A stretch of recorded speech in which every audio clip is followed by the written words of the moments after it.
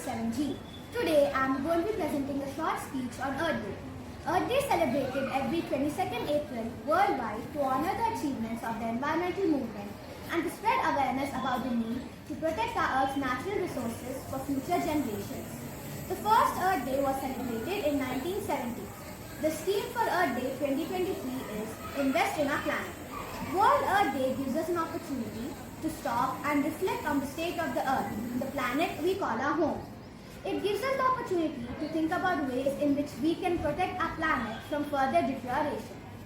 The idea of Earth Day was first conceptualized by peace activist John McConnell at the UNESCO conference in 1969.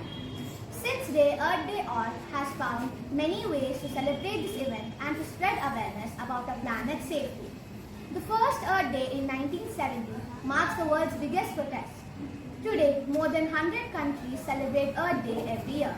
Let us also plant a tree, save water, and reduce plastic to play our part. Thank you.